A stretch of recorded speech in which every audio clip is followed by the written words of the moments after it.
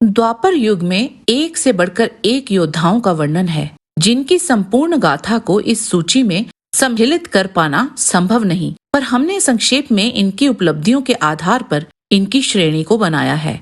श्री कृष्ण और उनके पुत्रों को, बलराम जी, हनुमान जी, परशुराम जी आदि को हमने इस सूची में नहीं डाला है, क्योंकि हमारे बहुत से व्यूअर्स इस पर आपत्ति करते हैं। तो आइए जानते हैं द्वापर युग के 10 सर्वश्रेष्ठ योद्धाओं के बारे में। अगर आपको ये वीडियो पसंद आए तो कृपया इसे लाइक और हमारे चैनल को सब्सक्राइब अवश्य करें।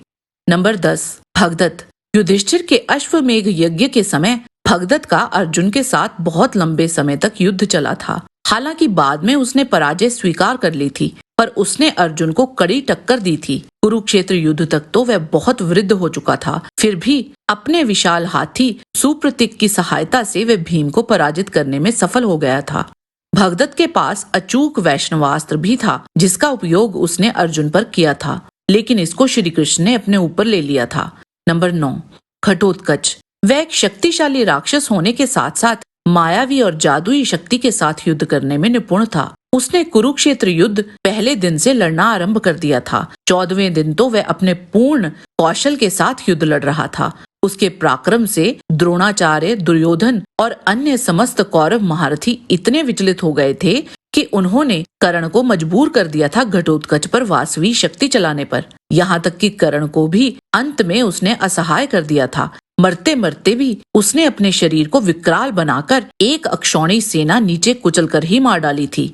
नंबर 8, सात्यकी। महाभारत में सबसे कम आंका गया योद्धा अगर कोई है तो वह सात्यकी है। उन्होंने कई बार कर्ण को पराजित किया था, और तो और सात्यकी ने एक साथ गुरु द्रोण और उनके पुत्र अश्वत्थामा को पराजित कर दिया था। एक बहुत ही बड़ी उपलब्धि थी। इनके अतिरिक्त उन्होंने भगदत्त, भीष्म, कृपाचार्य, आलम्बुश राक्षस को भी पराजित किया था। जब अर्जुन जयद्रथ के वध के लिए निकलने वाले थे, तब युधिष्ठिर की सुरक्षा की जिम्मेदारी उन्होंने सात्यकी को ही दी थी, और वह निडरता के साथ द्रोण और उनकी सेना के साथ लड़े थे। नंबर 7, अश्वत्थामा। द्रोण पुत्र अश्वत्थामा एक विकट योद्धा थे। उनके पास नारायणास्त्र और ब्रह्मशीर जैसे अचूक अस्त्र थे। चाहे विराट युद्ध हो या कुरुक्षेत्र, उन्होंने हर बार अर्जुन के साथ डट के युद्ध किया था। उनकी और अर्जुन की धनुर्ता में कई समानताएं थी।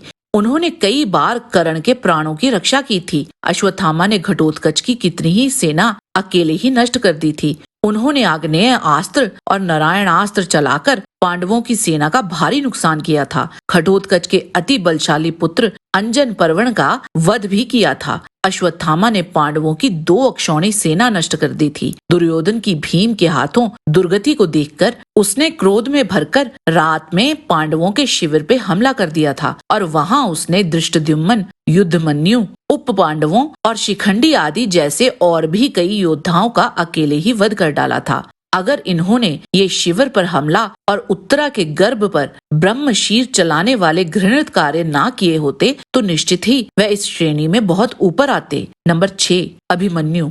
महाभारत के शायद वे ही एकमात्र योद्धा थे जिनकी बहादुरी को कोई चाह के भी भुला नहीं सकता। उन्होंने अपने पिता अर्जुन, बलराम, सात्यकी तथा प्रद्युम्न से हर प्रकार की शिक्षा ग्रहण की थी। गुरु द्रोण भी उनके युद्ध कौशल को देख अचंभित हो गए थे, और उनमें द्रोण को अर्जुन ही दिखाई दे रहा था। अभिमन्यु ने अकेले ही चक्रव्यूह भेद कर गुरु द्रोण के युधिष्ठिर को बंदी बनाने की योजना को बिगाड़ दिया था। चक्रव्यूह के भीतर उन्होंने अकेले ही कौरव पक्ष के सभी बड़े योद्धा जैसे कि स्वयं गुरु द्रोण, अश्वत्थामा, कर्ण, दुर्योधन, दुशासन आदि को एक बार नहीं कई बार पराजित किया था।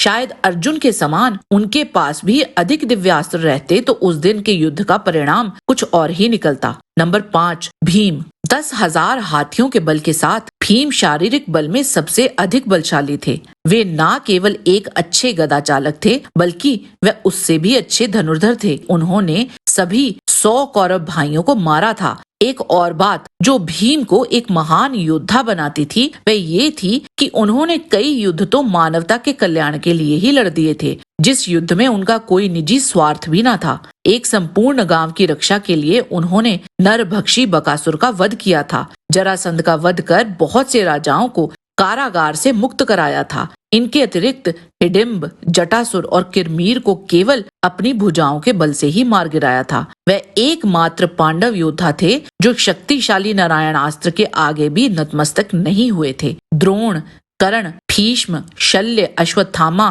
कृतवर्मा आदि योद्धाओं को परास्त किया था। युद्ध के 18वें दिन अकेले ही एक अक्षौणी सेना को मार गिराया था और दुर्योधन का वध कर कुरुक्षेत्र युद्ध को समाप्त कर दिया था। संपूर्ण महाभारत काल में उनका पराक्रम अद्वितीय था। अगर उच्च श्रेणी के दिव्यास्त्र इनके पास भी होते तो इनका स्थान निश्चित रूप से शीर्ष के 3 योद्धाओं में आता। नंबर 4, कर्ण। सूर्यपुत्र कर्ण निस्संदेह ही एक शक्तिशाली योद्धा थे और उन्होंने कुरुक्षेत्र युद्ध से पूर्व भी अनेक युद्ध लड़े थे। भार्गव परशुराम जी का शिष्य रहते उन्होंने अनेक दिव्यास्त्रों का ज्ञान अर्जित किया था और उन्हीं से ही विजय धनुष भी प्राप्त किया था। रंगभूमि में जो अस्त्र कौशल अर्जुन ने प्रकट किया था वह सब कर्ण ने भी करके दिखाया था। महाभारत के कई प्रमाणित अनुवादित संस्करणों के अनुसार उन्होंने एक ही रथ पर सवार होकर दिग्विजय भी की थी, जिनमें भगदत्त, जरासंध आदि और भी कई योद्धाओं को पराजित किया था। कुरुक्षेत्र युद्ध में उन्होंने अति शक्तिशाली राक्षस घटोत्कच को वासवी शक्ति चलाकर मार गिराया था। अर्जुन को छोड़कर उन्होंने बाकी सभी पांडवों को पराजित किया था। उनके द्वारा चलाए गए भार्गवास्त्र को कोई भी काट नहीं पाया था। उनका अर्जुन के साथ हुआ अंतिम युद्ध सबसे प्रलयंकारी माना जाता है। 2 बार तो वह अर्जुन पर भारी पड़ गए थे। श्राप मिलने के बावजूद भी वह अर्जुन पर ब्रह्मास्त्र चलाने में सफल हो गए थे और उन्होंने लगभग 2 अक्षौणी सेना नष्ट कर दी थी। नंबर 3, गुरु द्रोणाचार्य। ये अर्जुन के ही बोल थे कि अगर गुरु द्रोण के हाथ में धनुष है तो उन्हें कोई देव भी आकर पराजित नहीं कर सकता। युद्ध के 14वें दिन जब अर्जुन जयद्रथ का पीछा करते हुए अपने प्रचंड रूप में थे तब एकमात्र गुरु द्रोण को ही अर्जुन पराजित नहीं कर पाए थे। गुरु द्रोण ने कई बार अर्जुन के धनुष की प्रत्यंचा को काटा। एक समय तो वे अर्जुन पर इतने हावी हो गए थे कि वहां श्री कृष्ण अर्जुन से बोले कि हमारा अधिक समय यहाँ ना बीत जाए, इसीलिए द्रोणाचार्य को छोड़कर आगे चलें। युद्ध के 13वें दिन गुरु द्रोण ने अकेले ही पांडव पक्ष के लगभग 20 महारथियों को पराजित कर दिया था, जिनमें भीम, सात्यकी, अभिमन्यु, घटोत्कच, द्रुपद, नकुल, सहदेव, धृष्टद्युम्न आदि शामिल थे। उनके पास ब्रह्मशीर, नारायणास्त्र जैसे शक्तिशाली दिव्यास्त्र भी थे। कई प्रकार के व्यूहों की रचना भी करना जानते थे। ये पांडवों की रणनीति कहिए या छल, जिस कारण उनका वध हो गया, नहीं तो उनको रोक पाना असंभव सा हो गया था। नंबर 2, पितामह भीष्म।